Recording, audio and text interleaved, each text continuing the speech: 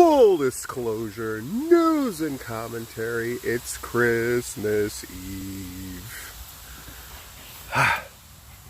One of the neighbors has that display. Beautiful, so I thought I would shoot in front of it. It's going to be hard to see me because it's dark. It is still technically Christmas Eve, and I said I would record the video on Christmas Eve. It's good to be back. I'm going to be doing... First, I'm going to explain why I'm doing this. I'm going to explain about full disclosure, and then I'm going to tell you the new way I'm formatting it, and then I'm just going to jump into it. So, it was time. It was time to bring full disclosure back. It helps that I have a sponsor. It helps that I'm getting money to do this. But more than that, it helps that I feel like purposeful. I was doing full disclosure once a week, and I did it for a long time. We did over 2, almost 3 years worth of episodes every single week. It was crazy. Kind of like I did wrestling. When I ran a show, I ran, a show a week, 2 shows a week, even more. But this full disclosure, in its new form, which I'm going to affectionately call Full D. I'm going to give you this Full D, and you're going to get it, as of now, I think once a month.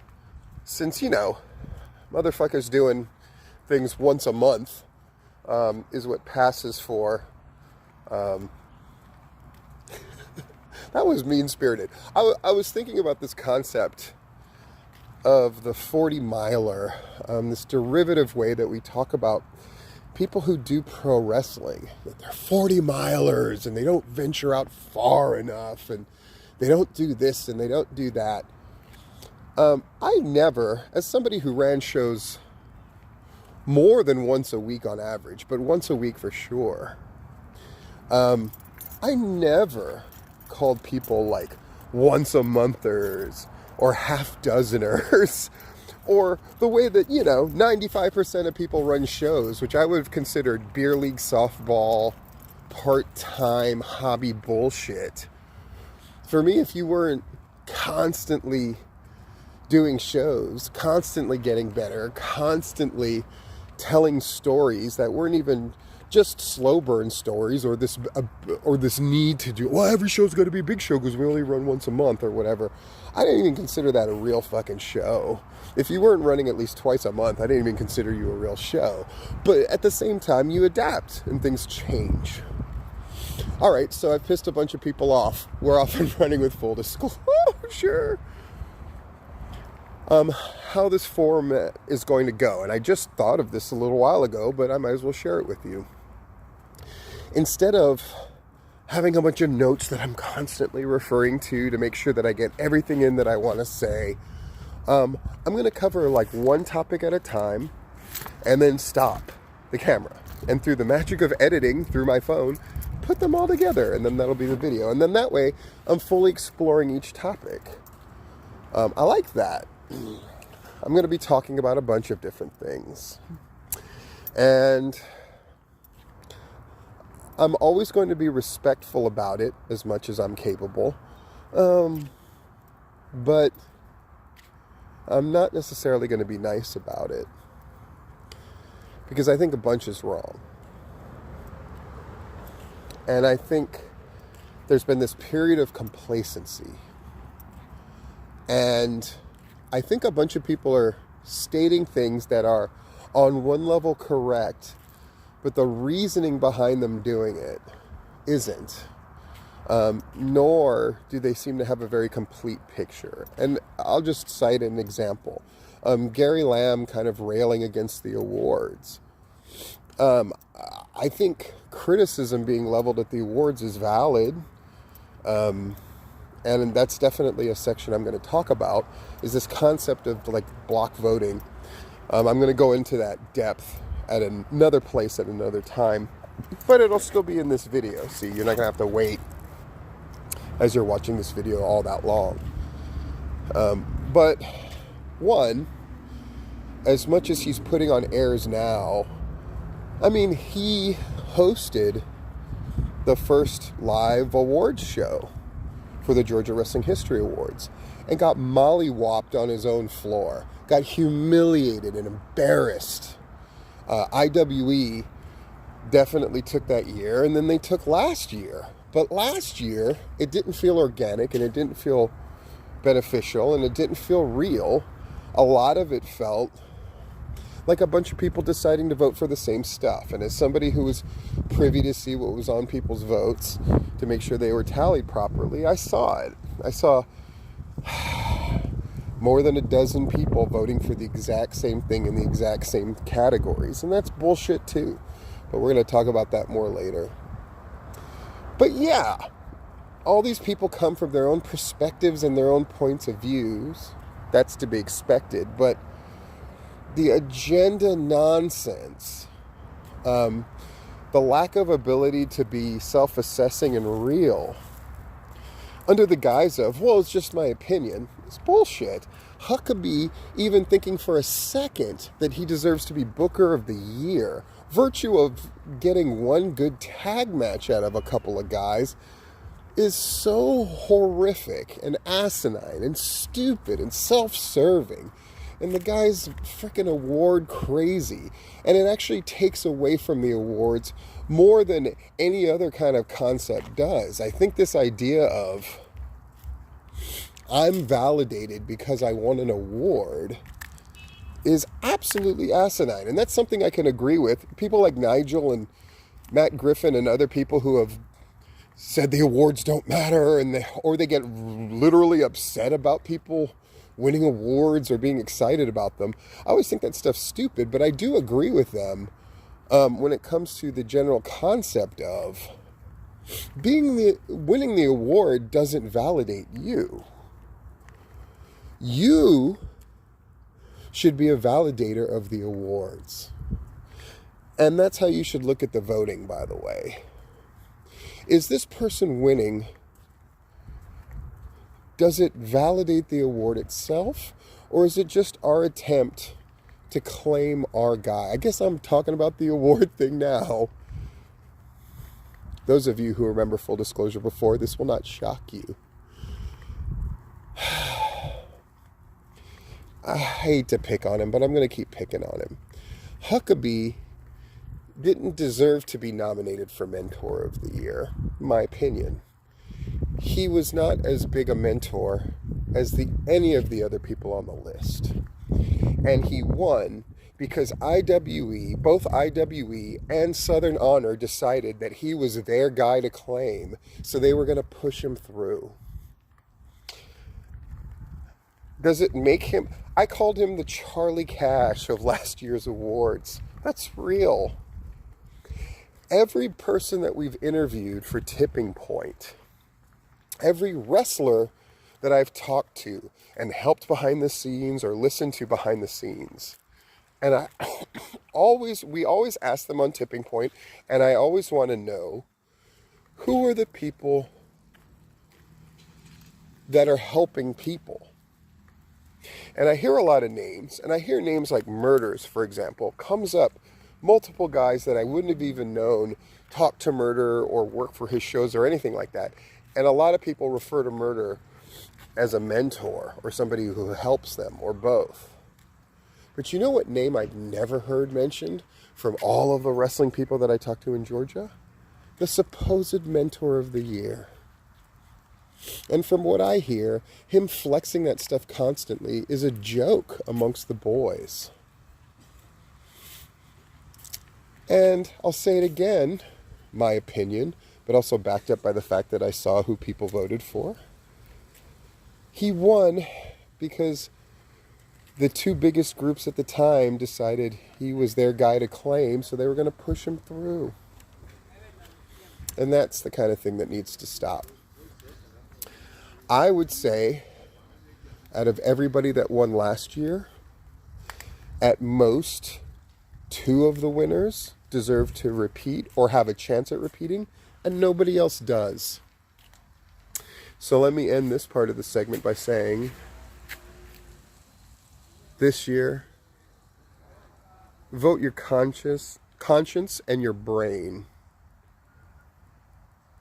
And let's get some new blood in there. We always talk about that in elections in general, right? We just had a big general election. And as usual, the people who could affect real change didn't get a sniff from people. Well, the Georgia Wrestling History Awards, we can have fresh blood, we can have new talent, we can have younger people, we can have whoever win. But you got to lose this idea of the group matters and we got to get IWE and push them through. IWE does not deserve to win Promotion of the Year. Tim does not deserve to win Booker of the Year. They don't deserve to have Match of the Year. No matter how much Huckabee yells to the skies that some match where they just walked and hit each other with stuff because of the crowd reaction.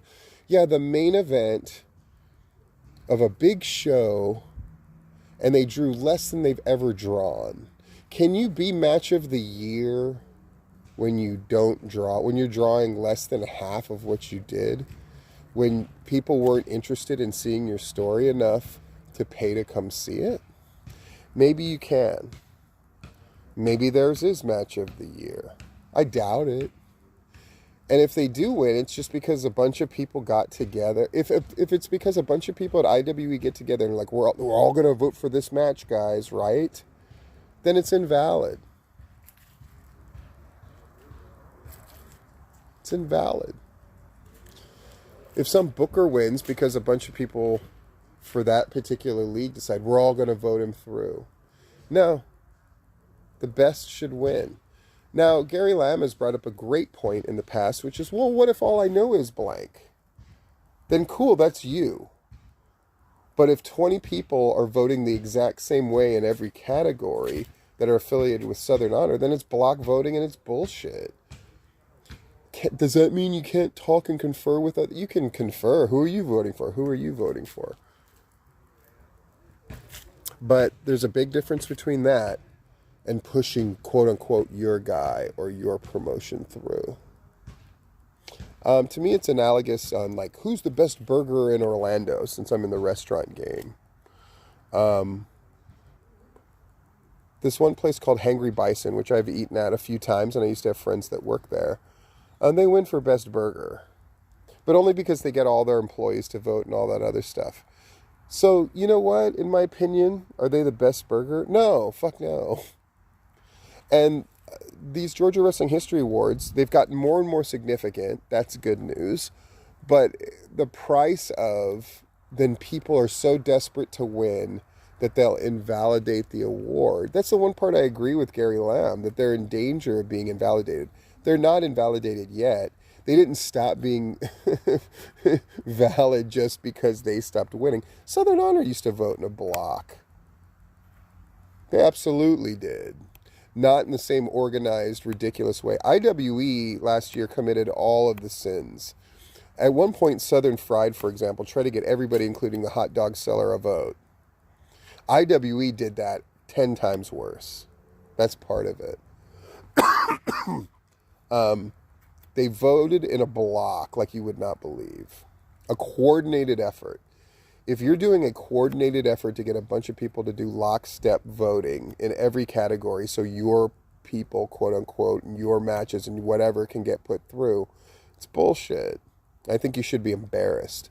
It shouldn't require rules to stop it. It shouldn't require you going, well, there's no rule to say.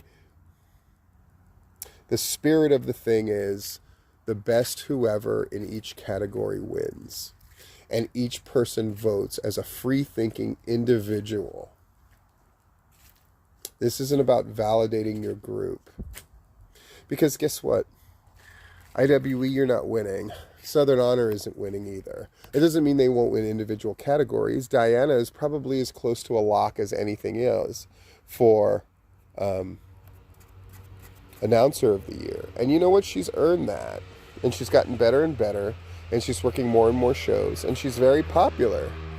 And I remember in the early days when she was running how mad Jonathan Feltner would get But I would suspect that Jonathan Feltner has gotten older, wiser, and now running his own thing, being the captain of his own ship. I bet his perspective has changed.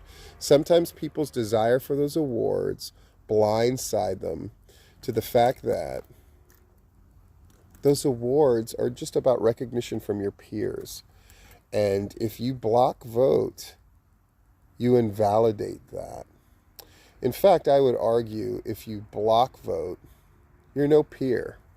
You're certainly no peer of mine.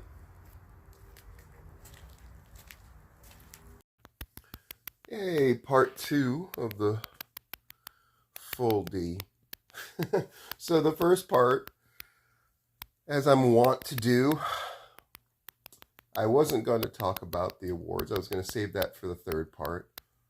And then I ended up talking about them. So that's part 1. Part 2, I'm going to tell you where I'm at. Because it's been a while since full disclosure was a regular thing. And I'm just going to tell you where my life is, what I do, what my typical week looks like. And then in the third part, I'm going to, now I have a capper, which is to talk about IWE and their closing, or their suspending up, whatever. They're gone, right? So where am I at? A few years ago, I needed to get a job. And so I walked in to the Olive Garden near my house. I walked in and I said, "I'm your new dishwasher." It was a crazy move. I never worked in a restaurant before, but I needed something. And they hired me.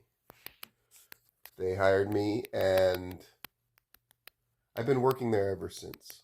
That was my first foray into the restaurant business.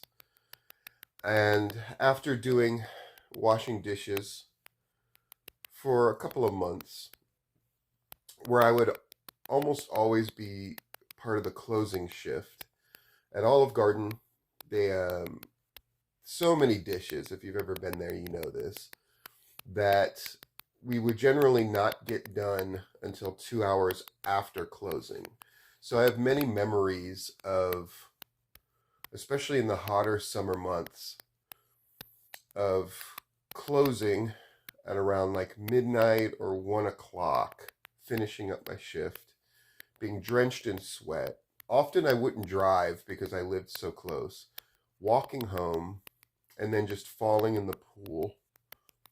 My neighbors will remember that as well, as like the crazy dude who would just go in the water with all his clothes on. So from there, great, I had a foothold, but I needed another job.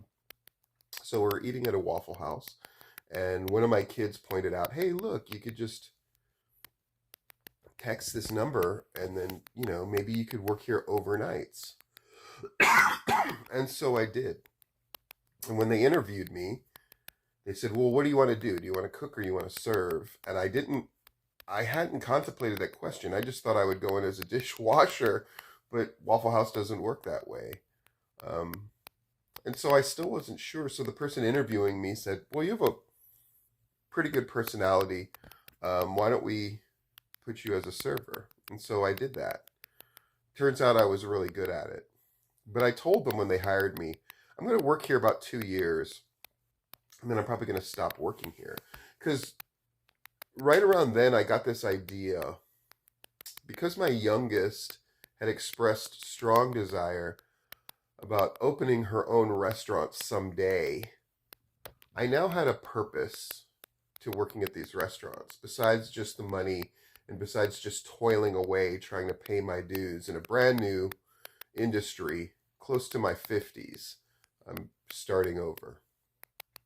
But then I developed this idea and this incentive of, I'm going to learn as much as I can about this restaurant thing. And so while at Waffle House, I would meet people at all kinds of restaurants. Often we were the only thing open once restaurants and bars closed, so a lot of employees would come and eat at the Waffle House. I would talk to them. Then they started coming in just to hang out with me. It was a good deal.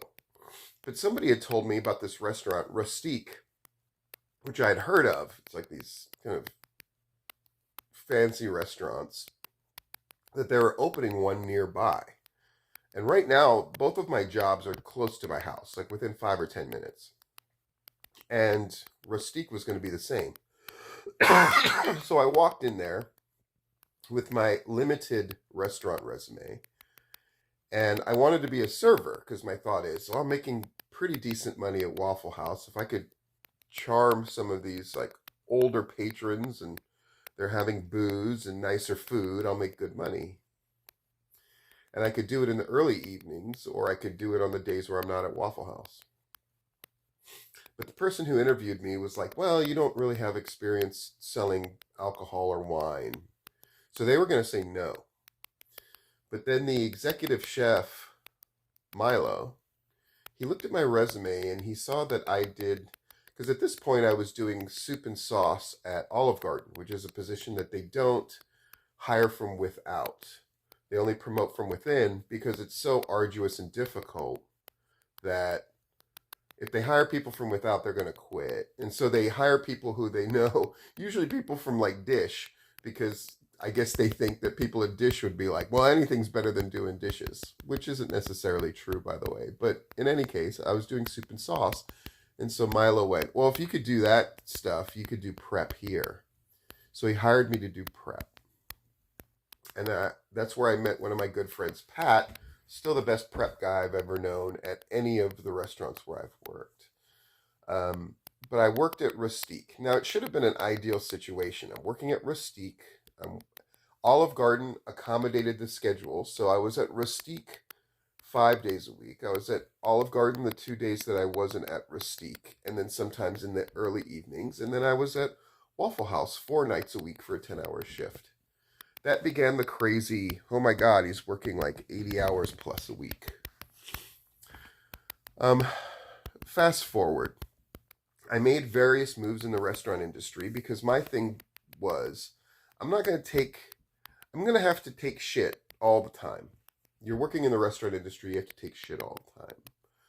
But I was also going to make moves that were going to educate me, where I could learn more, and that kind of thing.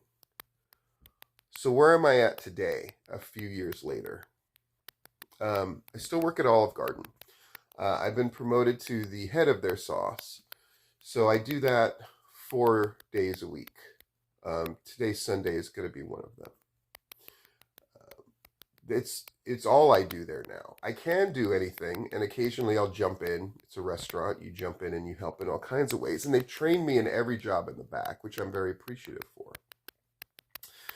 But when I'm not here, I'm here, which was one of the places on my short list I was desperate to work. It's called the Boathouse. In the Boathouse, I'm there the 3 days I'm not at Olive Garden. So Wednesday, Friday, Saturday. And I do prep as part of a big team. Boathouse is the second busiest restaurant in the country. With annual sales, you don't even want to know. It's at Disney Springs. It's incredibly busy. And it's considered the third best restaurant in the country. So as you can imagine, it was quite a prestige thing to get this job. And I fought really hard to get it in the interview. And I'm glad they took a chance on me. And I love working there. So I'm at Olive Garden or Boathouse as my steady job that starts in the morning. Olive Garden starts at 9. Boathouse starts at either 7 or 6 in the morning. Once I get out of either one of them, 5 nights from 5 p.m. until 10 p.m., I'm at Payway, which is also relatively close to my house. Actually, all these jobs are close to my house except for Boathouse, which I have to drive for, but it's worth it. Payway, it's kind of like I hate to even use this because it's not, but like Panda Express, whatever, except they don't make the food and just have it sit there. They make everything to order. And I'm learning a lot there. And I work there from 5 until a little after closing, so 10. And then what's my overnight job now that I'm not at Waffle House? Burger King of all things. I know what you're thinking. absolutely insane. And you're right. It is absolutely insane.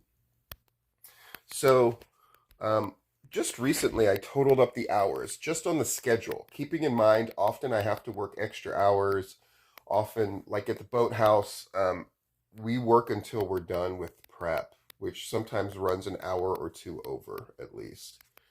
But on the schedule, I'm here for 32 hours. I'm here for 24 hours, which is 56 hours so far. I'm here for 25 hours. 56 plus 25, 81. And I'm here for 20 hours. So that's 101 hours on the schedule. That's if I don't pick up a shift. That's if I don't work late. That's every single week. And the average money that I make has gone up and up and up and up. I've made a number of moves, which I'll talk about at another time, going from restaurant to restaurant to restaurant until I could get better money and better money and better money. Now, Burger King's the exception. It pays the least amount, but it is an overnight job, and they've completely accommodated my schedule as part of a renegotiation. Yes, I negotiate with everybody. And I never worked fast food, and I knew if I wanted a real education in the restaurant business, I needed to work it all. So I call it from Burger King to the Boathouse, because Boathouse is, has all the fancy bells and whistles of an expensive, nice, busy restaurant. And then there's Burger King, where I'm learning like sort of the fast food end of it and all of that. My kids, I'll talk about them much more, of course, but my youngest, who wants to open the restaurant, steady, like learning about the restaurant business. Every culinary lesson I give the kid, every friend I have come in and teach the kid things as far as like how to do pastries or whatever, because I meet a lot of people who are really good at things. And so I have them work with Veronica.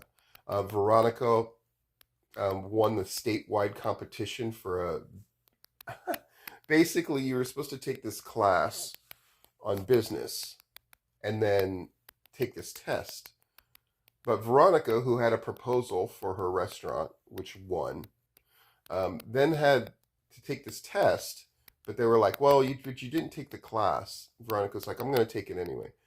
And won the state competition for the test as well without taking the class.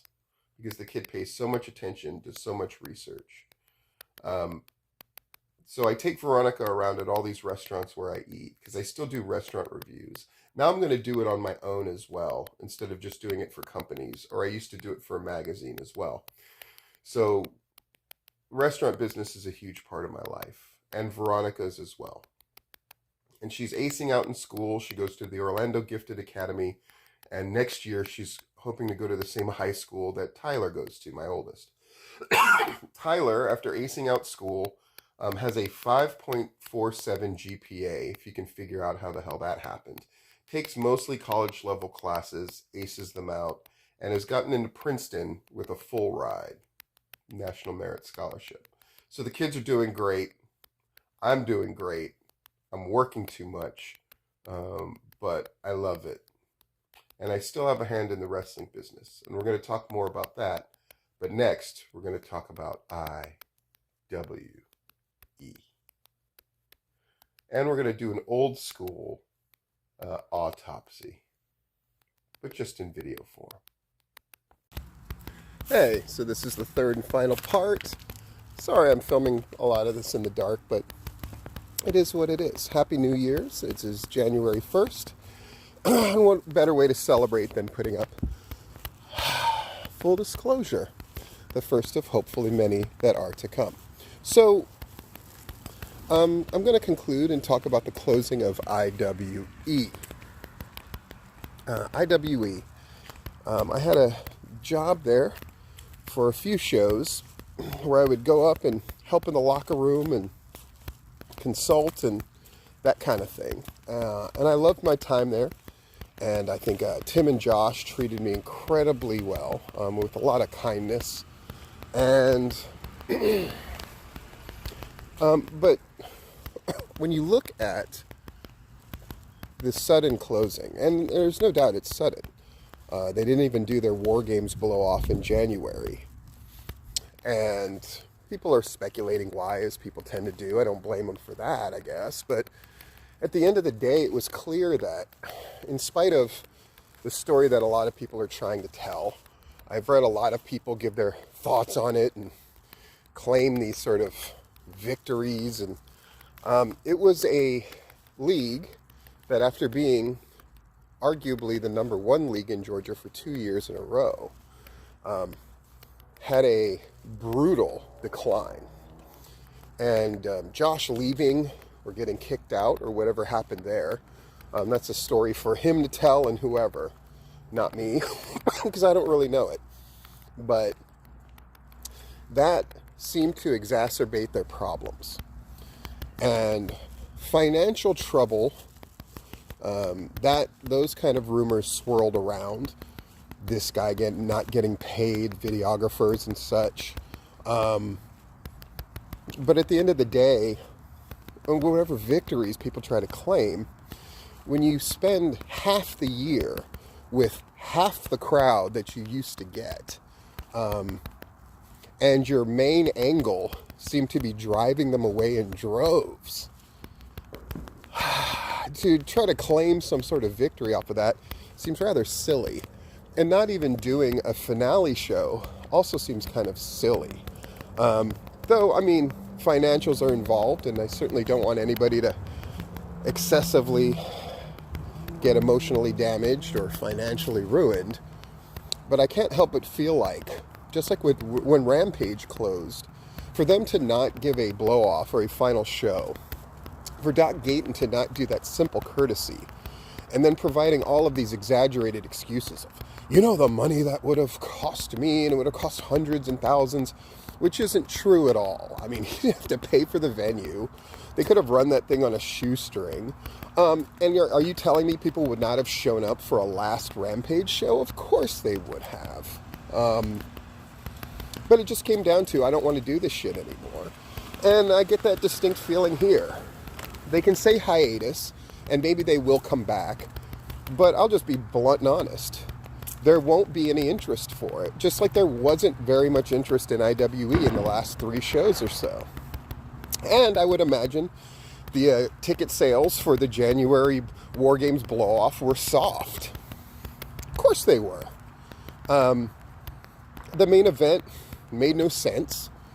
You got a team of 5 on the heel side with a non-wrestler in James Caleb Kitchens on the team against a team of 5 which are entirely comprised of professional wrestlers. So the whole premise to me makes no sense whatsoever. And as much as Huck wants to claim that Hierarchy against All-Star Special was match of the year and blah blah blah, I asked this question of a group chat I was in. Can you be the match of the year when half the crowd that used to come to that show is there for your main event? I guess you can. And it's like, the emotional reaction. Yeah, emotional reaction, but you're half the crowd you used to get. And all the arguing in the world, and this is show of the year, and this is blah, blah, blah, blah, blah. If people don't give a shit, they don't give a shit. And the truth is, IWE was probably never profitable. Now, I think all of the people who used to really go out of their way to badmouth IWE and claim that hundreds of tickets were being given away, that is not true. I just can speak anecdotally, and as somebody that was, actually there. But hundreds of tickets given away, not accurate. A lot of tickets given away, sure. But here's the truth. That's most shows that are successful. Give away a lot of tickets. The problem with IWE isn't that they gave away tickets. The problem is people just didn't want to see that shit anymore. And it's the same problem that Southern Honor has had. People just don't want to watch your shit. Same with Southern Fried. Yeah, football and all this other stuff competing, it definitely factors in. But at the end of the day, people either want to watch your shit or they don't. And IWE felt like a creative mess. In fact, I would say that Southern Honor and IWE had so much in common, just as Tim Blackman and Gary Lamb have way more in common than they would ever admit to. And their promotions run very similar in that you can't help but know that the more voices that chimed in on what should be done, the worse the products got. And wrestling history tells us this is true. When you have a ton of people chiming in on what should be done, and they're all given a high degree of authority, things tend to suck badly. I can only think of one example in wrestling history where this has not necessarily been true, and that is ECW in its absolute prime, where there were a number of guys that really chimed in with angles and ideas like that. But it was kept on a limited basis, and it wasn't at the expense of Paul Lee. It was just to supplement the fact that Paul Lee wore too many hats and frankly needed the help.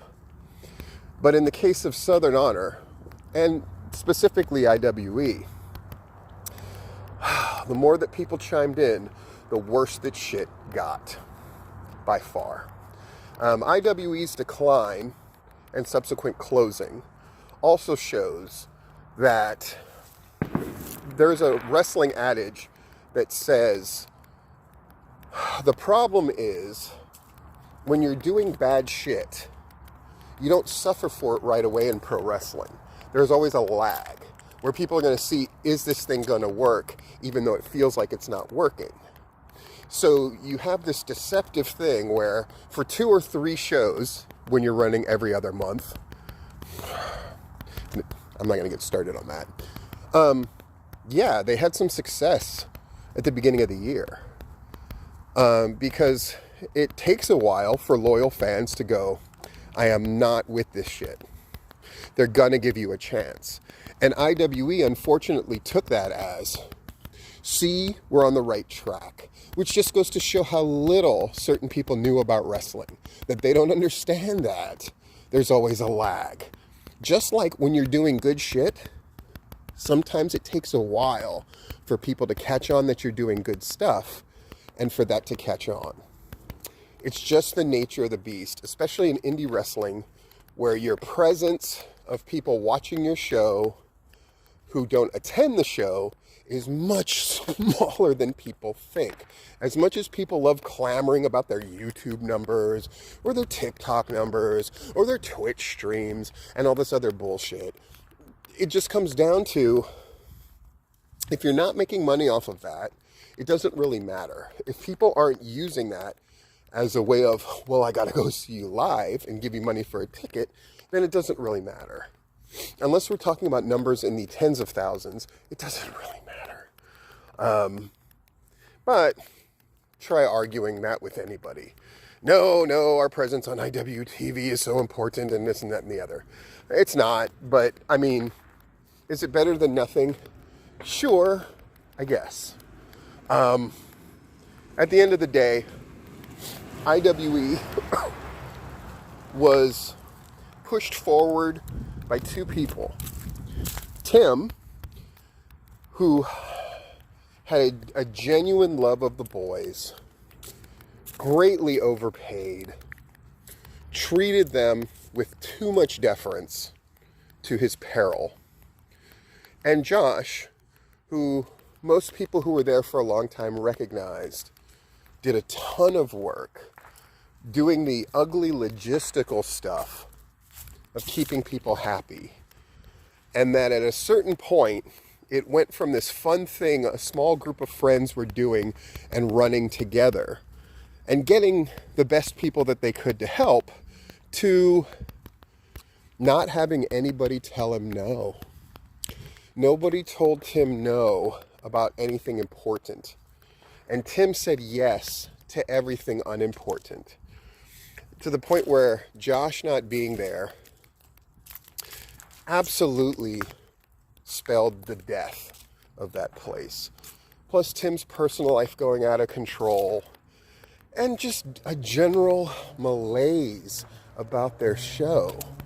I told them when I was there initially that the biggest mistakes they could make was, one, trying to expand too quickly. And I think those shows they try to run in another state absolutely prove that. I said, never make this thing about the fat guys that can't wrestle. And that's exactly what they did. And lastly, just do good shit. Just concentrate on this every other month show and pack that building. That's your only job. And once you pack that building for a year straight, then think about doing more. Until then, just people are never content, unfortunately, in the wrestling business with being successful. They have to find ways to be moguls. And the truth is, at the indie level, being a mogul is dumb as fuck. It doesn't make any sense. And I think any promoter worth their shit would completely agree with this. Any promoter that knows what they're doing will completely agree with this. Running a wrestling show is hard enough, even if you're only doing it once a month or once every 2 months, right? That stuff's all difficult enough. But when you start going to, wow, we can do this venue that we've never done, where we have no team in place. When you convince yourself that you're a creative genius and you're not, or that you have creative geniuses working for you and you don't. And frankly, I remember once, I think it was Josh Wheeler, who at the time made fun of it, and now knows it to be true, but he made fun of me when I had said the most important thing when running a wrestling show is to control costs. He kind of scoffed at that, but I'm sure he would agree now that it's true. Now, he had not run as many shows as he's run now. It really is about controlling costs. And as much as people might have made fun of PCW, and, you know, even now people will take jabs at, like, well, yeah, but the Academy Theater only seated 44. I'm like, yeah, but those 44 seats were full. And when we ran bigger shows, they were bigger. And by the way, our biggest shows outdrew everybody and made me more money. The WrestleMania week show in Atlanta, when WrestleMania was in Atlanta, that Thursday show where we ran during WrestleMania, I made more money on that single show than I had ever made. And I would imagine it was a gate bigger than almost anybody has ever done, except for those mega lucha shows and things like that. And maybe a couple Lariato shows. At the end of the day, even when IWE, I make it analogous to NWA Charlotte when they were running in their heyday, where they were putting 400 or 500 people in the building and still not making money. If you're not making money when you have 400 or 500 people, you're sure as fuck not making money when you're drawing 225. And if your personal life's going out of control and your good friend who you used to work with, you don't want him around for whatever reason, yeah, the shit's just not that much fun. And if it's not that much fun, and you're not making money, and in fact losing money, and it feels like you're going to take a big L when you've invested so much in this idea of we're number one, then yeah, get out of it.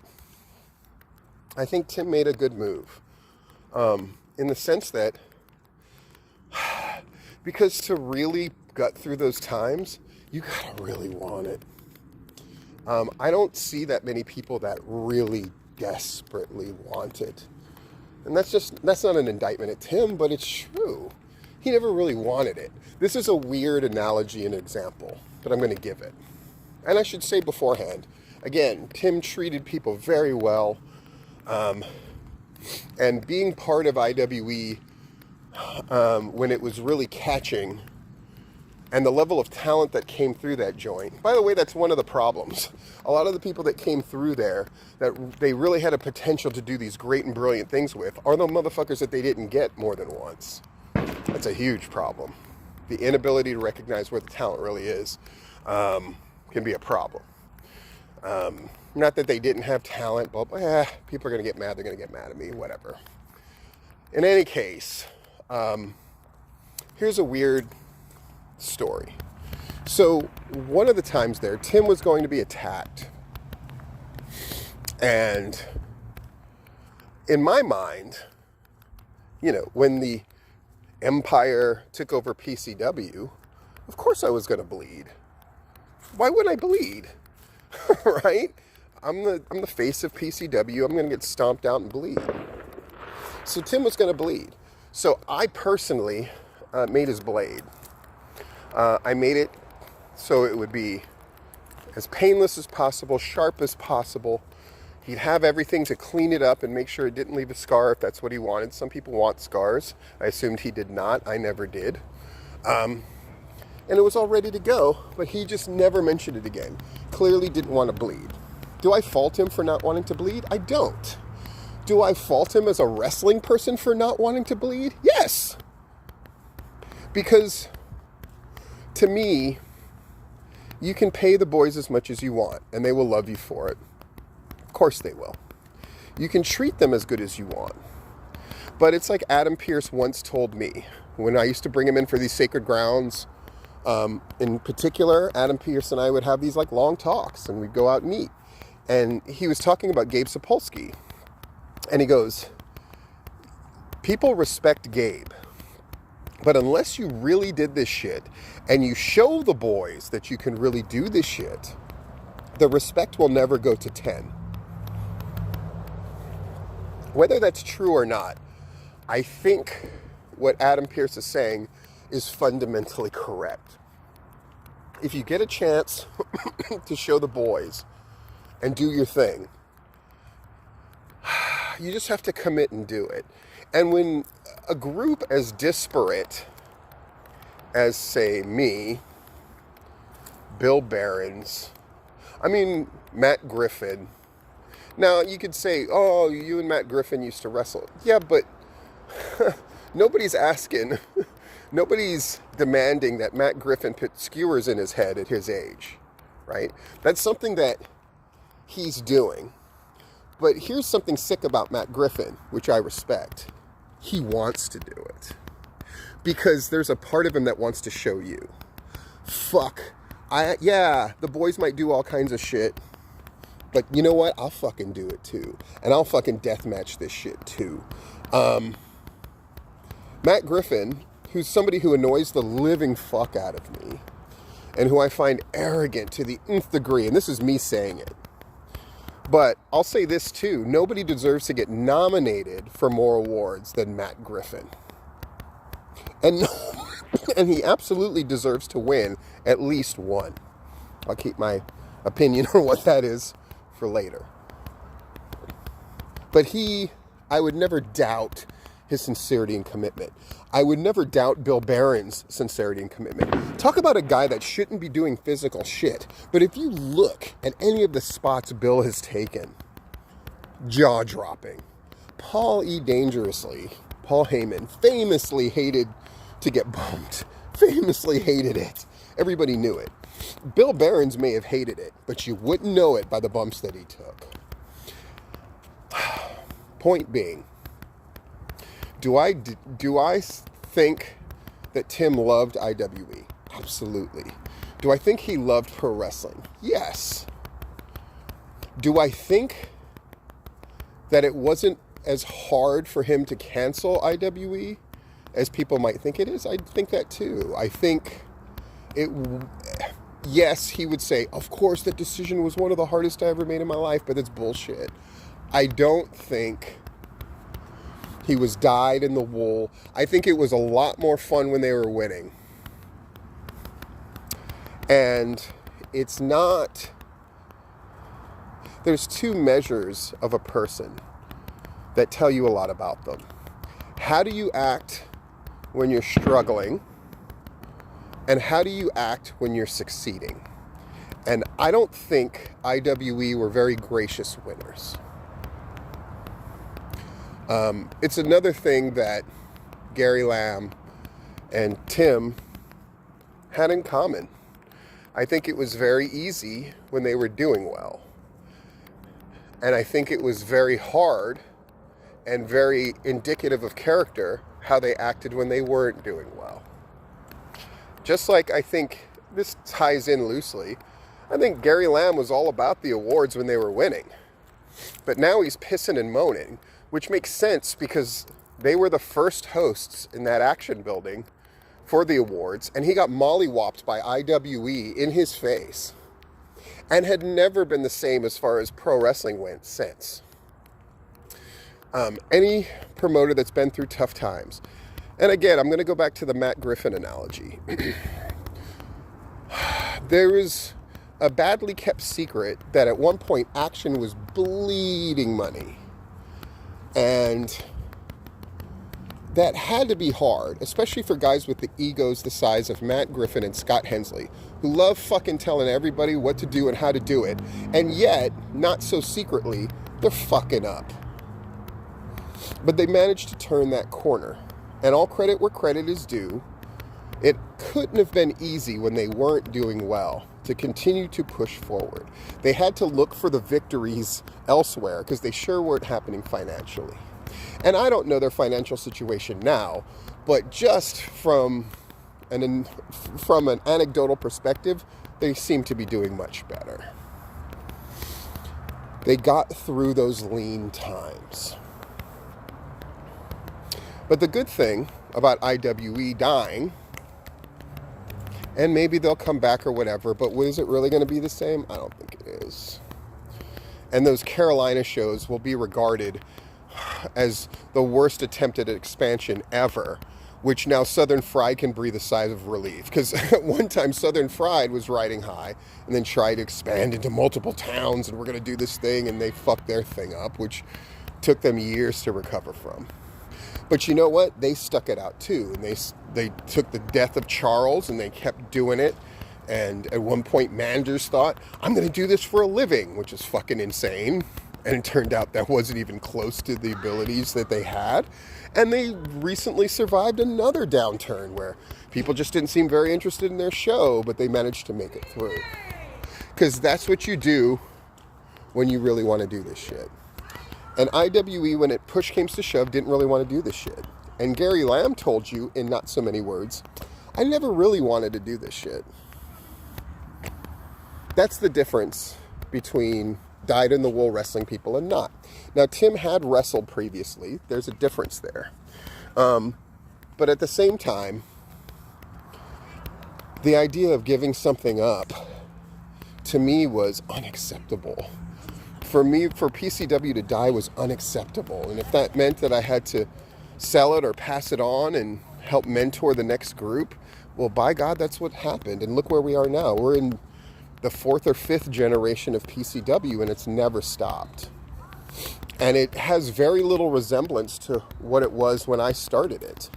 But that's okay, because at the end, I think I passed it on, Shane Mackey passed it on, Matt Hankins passed it on, and we all had similar philosophies, which is we love this thing too much to claim it. Instead, we are just leasing it, and then we're going to hand it off to the next person and be as supportive as we can be. That's what you do when you love something. Really love it. But the weird thing is, with IWE gone, we're going to get Next Level. Now, right off the bat, this is a topic I'll talk about later. Next Level, that name, I fucking hate it. I hate almost the name of every wrestling group that's come out in the last 2 years. I hate them. I hate your names. I can't believe how bad they are. I hate the name Squared Circle. I hate these names. Put that aside.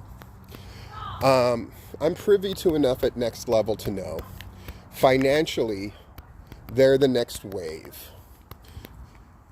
If 2 years ago or 3 years ago was the era of the have and have-nots in wrestling, as I dubbed it. And the last year or two has been the year of the breweries. The brewery model is now dead. And the next model is, can you be profitable without selling a ticket? That's the key in the indies now. And Next Level is doing that. And that ensures that they'll not only be around, but have the flexibility to do things others do not.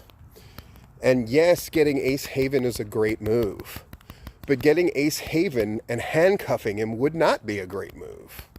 But instead, he's getting a chance to prove himself. What's going to make Next Level successful is there's a bunch of people eager to prove themselves that I think they'll be able to switch gears and transition when they have proven themselves. And they'll need to, because it's going to come quickly. Their first shows are going to be packed and full of paying customers. And the sponsors they have are real ones. Not, we're going to just list this company's name because they gave us a handful of coupons or some bullshit. They have real money sponsors, which enables them to do a lot more than most groups when they start. And the talent they've lined up and the people who are helping and all of that stuff bodes well. In fact, there's a loose resemblance to what IWE used to be, but is no longer. Nonetheless, IWE deserves a lot of credit for knocking Southern Honor off of their perch and inadvertently bringing us to a brand new era, starting at the end of 2024 and now in 2025, which is, it's anybody's ball game. And there's no clear number one. Is that going to be better or is that going to be worse?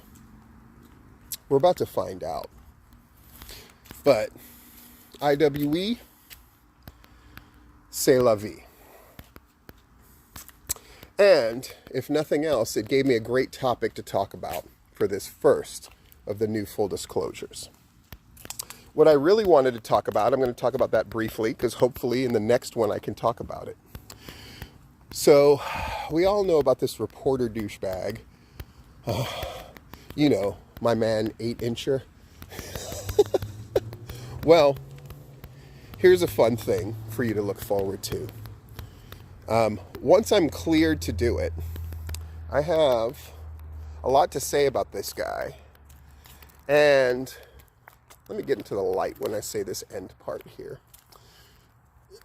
So, that guy commenting on that Instagram girl's picture or whatever was certainly embarrassing for him. But it's worse than the fact that it was embarrassing. It got my mind working. Well, if he commented on hers publicly, surely he's contacted a number of these women. And I happen to know and be friends with a few of these women who are all friends with each other. And so a little investigation took place. A little investigation in the behavior of this so-called reporter towards these women, and a number of interesting things he did, which are easily provable. Nothing he did was illegal, but it's all certainly embarrassing. So I have to wonder, am I willing to embarrass this total dickhead in public? Maybe I've gotten older. Maybe because I'm working so much and my kids are now having success that I could just be content and not go out of my way to completely trash this guy's reputation and embarrass the shit out of him. Nah. Let's do the thing that you want me to do and that I want to do, which is take this guy who's gone out of his way to make people's lives worse, to basically lie about Larry Goodman when Larry called him out and had the bravery to defend the truth. I'm coming after him. And these full disclosures are not just about me talking about wrestling or myself. They're about two things. helping and hurting. So that's what we're going to do next time. We're going to help and shed some light. We're going to talk about the awards and that kind of thing. But hopefully I'll get a chance to kick that dude metaphorically down the stairs and then pick him up, drag him to the top, and push him down the stairs again. Happy New Year. Happy 2025. And this has been Full Disclosure.